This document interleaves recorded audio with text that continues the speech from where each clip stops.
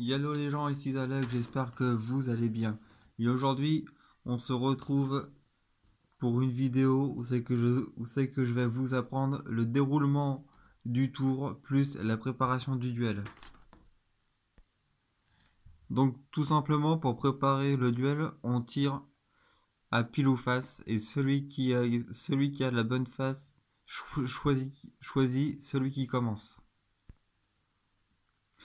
Ensuite, c'est simple, on mélange tout simplement son deck. Puis aussi un truc c'est que je fais en arrivant, enfin en début de duel, c'est que je fais des petits tas comme ça. Je fais 6 tas, comme ça, puis ainsi de suite.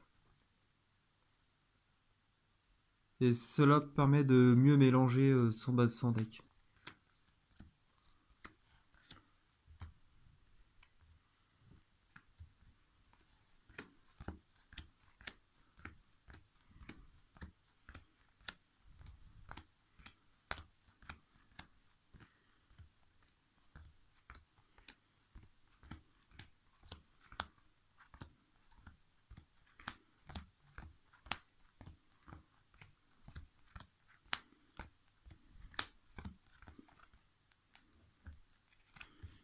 Et après, il suffit de réunir à nouveau il suffit de réunir à nouveau les petits tas de cartes.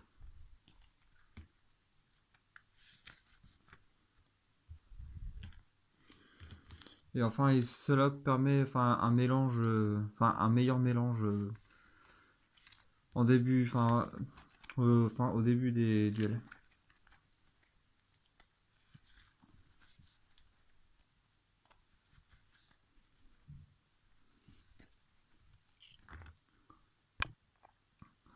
Ensuite, on pioche 7 cartes. 1, 2, 3, 4, 5, 6 et 7. Une fois qu'on a pioché les 7 cartes, il faut vérifier si on a des Pokémon de base. Donc dans ce cas-là, on en a 2. Et donc on les place face cachée.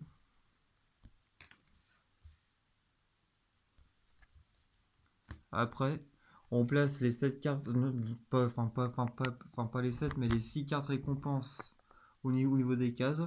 1, 2, 3, 4, 5, 6. Une fois que tout ça est prêt, il suffit de retourner les cartes et le duel peut commencer. Donc une petite règle vient s'ajouter, en fait il n'y a pas de phase de combat le tour 1. Maintenant nous allons passer nous allons passer à l'étape du tour. Donc en début de duel, il suffit, donc on vient piocher une carte, donc là c'est la draw phase.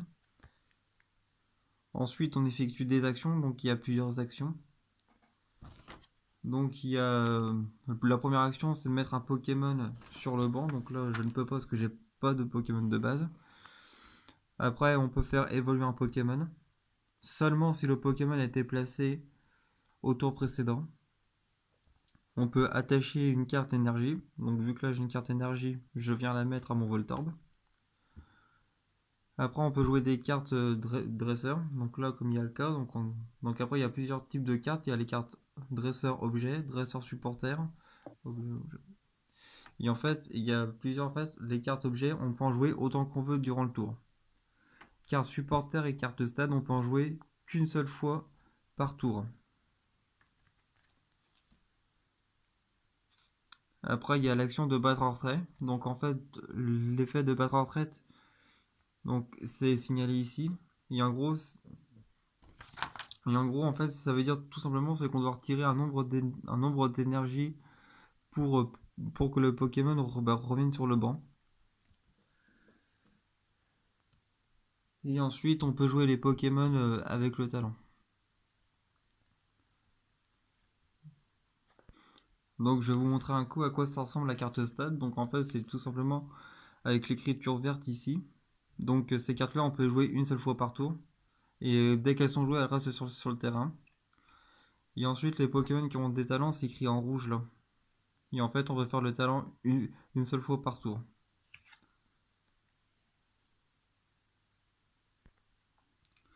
Donc après, une fois qu'on a fait toutes les actions durant notre... comment qu'on peut appeler ça? Durant notre... durant notre phase de préparation, vient après la battle phase. Donc la phase d'attaque. Donc comment faire une attaque? En fait, il faut remplir les conditions. C'est-à-dire que par exemple, mon Voltorb, pour faire l'attaque boulélec, il faut avoir une énergie de type électrique. Donc ce qui est le cas. Et donc là, je vais faire boulélec et infliger 10 au Pokémon adverse. Après, il existe des cartes qui n'ont pas besoin d'énergie. Donc les cartes qui peuvent attaquer sans énergie, on leur reconnaît avec le petit symbole, avec le petit symbole comme ça. Où c'est qu'on voit un peu comme une énergie incolore floutée. Et aussi, il existe les cartes où c'est qu'il y a des énergies incolores comme logo. Et donc là, en fait, vous pouvez jouer n'importe quelle énergie pour pouvoir faire l'effet. Ensuite, quand on lance une attaque, il faut simplement suivre l'effet. Donc là, si j'aurais eu Coraillon en tant que Pokémon actif, en fait, j'aurais attaqué avec Appel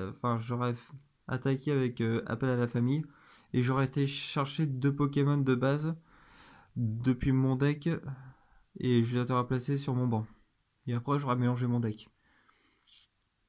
Ensuite, si un Pokémon est mis KO, je viens tirer une carte récompense. Si un Pokémon GX est mis KO, alors à la place, je vais tirer 2 cartes récompense. Et donc voilà à quoi ressemble une carte GX. Voilà. Donc si par exemple j'aurais joué mon Tokorico GX et que mon adversaire l'aurait mis KO, il aurait pioché 2 cartes récompense. Aussi un petit détail que j'ai oublié en fait, quand en fait on fait des attaques, on place des marqueurs de dégâts comme ceci. Donc il existe des marqueurs de dégâts de 10, 50 et 100. Ensuite, dans Pokémon, il existe les états spéciaux. Donc il y a l'état de brûlé.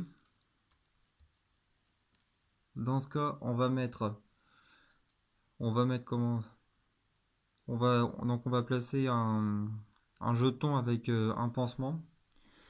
Et en fait, entre chaque tour, on va placer 2 marqueurs de dégâts, donc 2 x 10. Et on lance une pièce, et si c'est face, et donc si c'est face, en gros, le Pokémon n'est plus brûlé, donc on retire ce marqueur-là. Ensuite, il existe l'état d'être confus. Alors dans ce cas, donc votre Pokémon actif, vous venez le placer à l'envers, comme ceci. Et en gros, avant chaque attaque, on lance une pièce. Et si c'est face, vous... Si c'est face et l'attaque se réalise, et si c'est pile, le Pokémon se prend... Enfin, si c'est face, l'attaque passe. Si c'est pile, le Pokémon se prend 3 marqueurs de dégâts. Ensuite, il y a... Lorsque le Pokémon est empoisonné, donc vous venez placer un petit jeton avec la tête de mort, comme ceci. Et en fait, entre chaque tour, vous placez un marqueur de 10. Ensuite, il y a l'état où c'est que le Pokémon est endormi. Donc là, vous allez le mettre sur la gauche, comme ceci. Et en gros, le Pokémon ne peut plus attaquer, ne peut plus battre en retrait.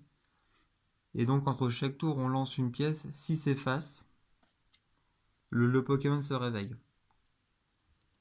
Et ensuite, il y a l'état de paralysé. Donc, dans ce cas-là, vous le mettez sur la droite, comme ceci.